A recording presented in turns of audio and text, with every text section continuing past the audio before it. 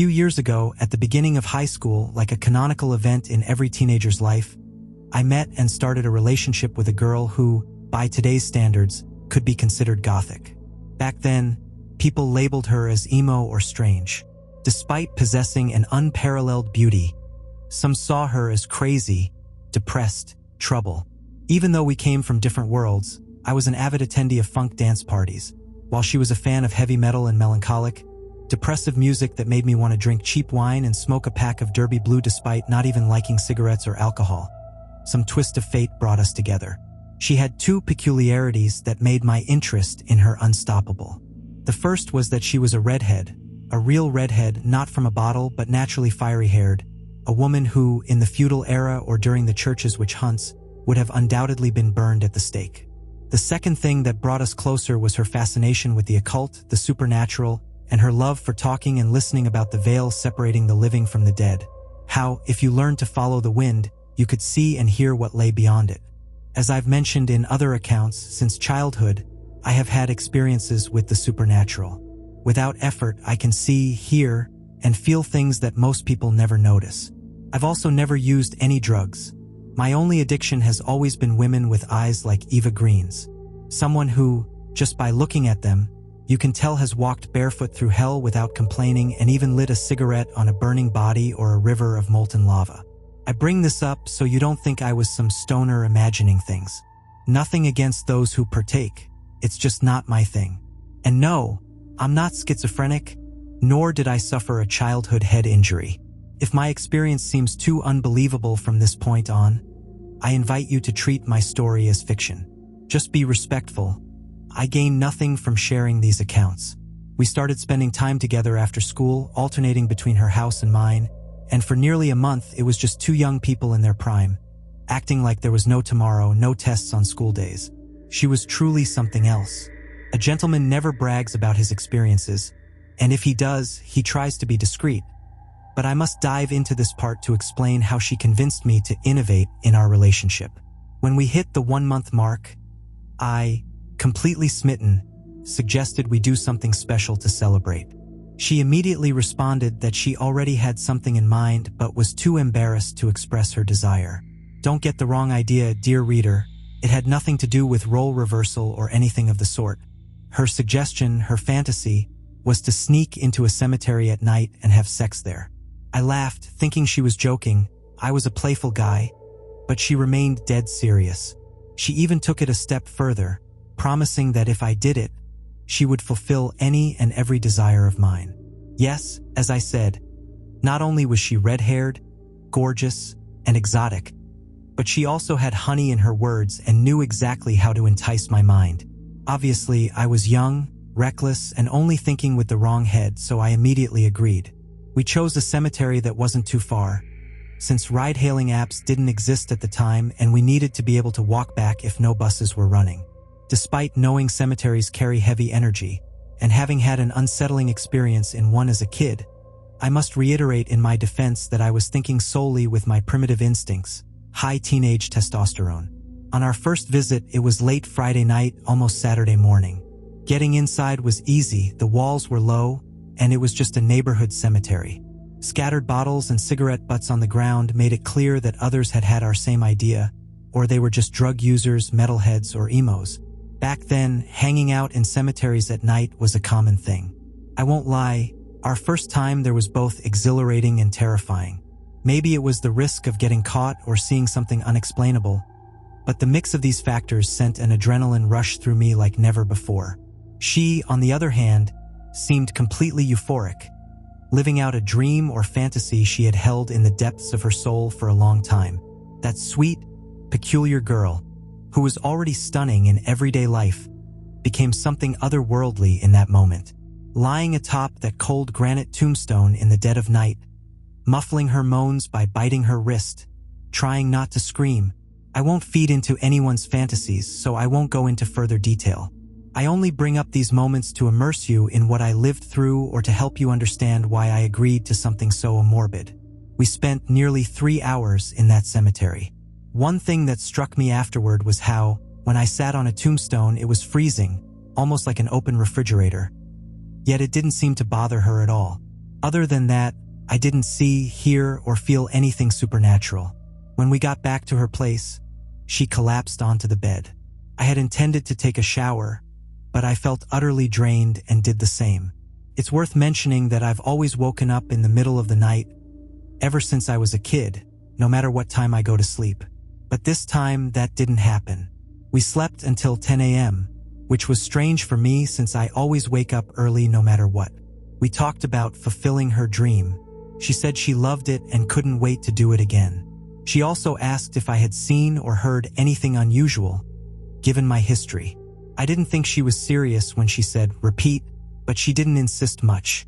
And when I remembered how breathtaking she had been on that tombstone the night before, how she moved, how she was unlike anything I had ever experienced, she convinced me.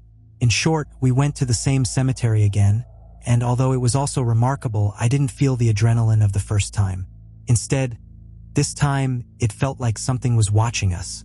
I didn't see anything, didn't hear anything, but that chill on the back of my neck, that sudden drop in temperature, stayed with me. Once again, we got to her house and just crashed. And again, that feeling of being drained, not physically, but as if my spiritual energy had been sucked away. The reason for going to her house was that she lived only with her mother, a nurse who worked night shifts, so there were no demands or questions. Her mother knew we were dating and liked me. I was her daughter's second boyfriend. We started making these visits more frequently, exploring different cemeteries, to the point where she began researching which ones were nearby and easy to access. At one of these cemeteries, another small neighborhood one, we couldn't do anything because a guard was there and kicked us out. That left her frustrated, and by that point, I had realized that the only place where she gave her all in our relationship was in that environment. We tried again at the same cemetery, and the second time we succeeded. Thinking back to her face, body, and expressions as I write this, I can say for sure, she seemed to belong in that place. There she transformed. This time, as we were about to leave, she realized she had forgotten a jacket. I immediately offered to go get it and told her to wait so we could climb the wall together. As I was halfway there, I saw an old woman, probably in her 70s, with gray hair and deep-set eyes, standing in front of a tomb holding some kind of bouquet. There was no way she was a visitor. It was almost 4 a.m. I knew instantly that she was a spirit. I tried not to make eye contact. I had learned that if you make it clear you can see them, they see you, and then they can interact for better or worse. The jacket was on top of a gravestone, and when I reached to grab it, it wouldn't budge. When I looked to see why, I saw that it was the old woman I had just spotted moments ago. My immediate reaction was to scream, and she let go without showing any facial expression. Her face was as white as milk, and her eyes had no eyelids, but it was still a human face and body. I ran like Forrest from Forrest Gump, 1994, without looking back, and just told Alice, "We're getting the hell out of here now." I was even a little rude, throwing the jacket into her lap. She kept asking the whole way back what had happened, but I refused to talk about it. I just told her it was the last time we were doing this. Even though I was still shaken, when we got to her house, we both crashed again without even showering. The next day, we talked about it. I told her what had happened, and her eyes betrayed her fascination. She bombarded me with questions, smelled the jacket, and said she wanted to go back there as soon as possible. We ended up arguing because I made it clear that I wasn't going to do it anymore. We took a break from cemetery visits, and our relationship continued until the 4th month, which coincided with her birthday. Even though things were good and our chemistry was still strong, I could tell she was holding back, longing to return to those places. Wanting to please her, I promised she could choose another cemetery, as long as it wasn't the one from our last experience. Saying that made her light up. Her red hair seemed even redder, and her eyes sparkled like rubies. She was truly happy, and she didn't even try to hide how much it meant to her. At this point, you might be judging me, if you haven't already, as some kind of slave to a woman. If I were reading this, I'd probably think the same. But keep in mind, I was young, and aside from sneaking into cemeteries to have sex, we were a completely normal couple. We picked a cemetery in the capital. This one had actual mausoleums. We visited during the day to check out how and where we could get in at night. felt like preparing for a heist in a movie. Plan in place, we headed to the capital near the time when buses stopped running.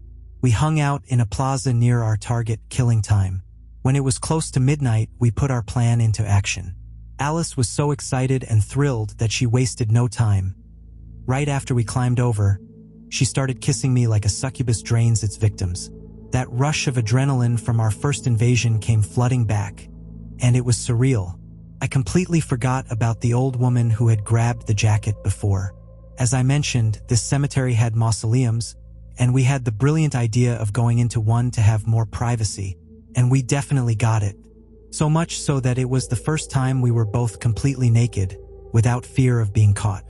Usually, we would only partially undress, but a mausoleum gave us that freedom, that peace of mind. We stayed there for about 4 hours, and she had an insane urge to explore more of the place. But we stayed in our room. On our way home, we talked about the unusual exhaustion we both felt afterward. Even though she seemed so full of life in that environment, the moment we left, it was as if we had both fallen ill. We looked anemic. We agreed that it had a lot to do with the travel, the intensity of what we were doing, mixed with the adrenaline, fear, and the risk of getting caught. At her house, we both slept like Sleeping Beauty. The next morning, I called her to talk. I told her I didn't want to do it anymore. That feeling of heaviness was getting to me, and what was supposed to be an occasional thing had turned into an almost ritualistic habit. But that damn girl, creative and seductive as ever, managed to convince me otherwise. Again, to sum it up, by the time we reached our 6-month anniversary, we had visited 8 cemeteries. The dark circles under my eyes had deepened, and over time, I must have lost about 7 kilograms. We didn't only have sex in cemeteries, but that was where she became a completely different woman. And even though I was feeling heavier and heavier, I kept giving in to her desire, disguised as a fetish. As we approached the 6-month mark, I finally gave her an ultimatum. I told her I couldn't do it anymore, both because of the physical and mental toll it was taking on me and because my grades were slipping to just average, and my mother was rightfully complaining. I was honest. I told her I liked her, but if she wanted to continue this, she'd have to do it without me or find someone else. That would be the end of us. Between tears, she explained that she wanted to stop too, that she knew it was wrong. She understood. But she asked for a farewell. I agreed. We planned for one last time. She even got her hands on a digital camera, something rare at the time, to take a picture of us and keep it as a souvenir. We went to a somewhat distant cemetery, and perhaps because it was the last time, I already felt something strange when we left her house. As we entered, while looking for a place to consummate the carnal act, I remember as if it were now passing in front of a grave where, at most 2 days ago, someone had been buried. The plaque, the headstone, only described 0057 with no identification. I smelled something unusual, comparable to putrefaction. Normally, a body releases these gases after death, but it wasn't just that. I can still recall the odor as I describe it. It made me somewhat nauseous, but we continued our adventure. It was our so-called farewell, after all. And it truly was a unique farewell. I still consider that night a memorable fuck even after so many years. We took some photos as dawn approached and headed home. But we didn't come back alone, at least I didn't. As usual, when we arrived at her house, we passed out. I remember waking up in the middle of the night, and when I tried to move, I realized I was inside a wooden coffin. Yes, I had been buried alive. Unlike a dream, I could smell the rotting stench, a mix of wood, damp earth, and a decomposing corpse, though it wasn't mine, at least not yet. In desperation, I started punching and kicking the wood, and with great effort, I managed to break the coffin. Wet, foul-smelling dirt fell onto my face and mouth, further limiting my movements.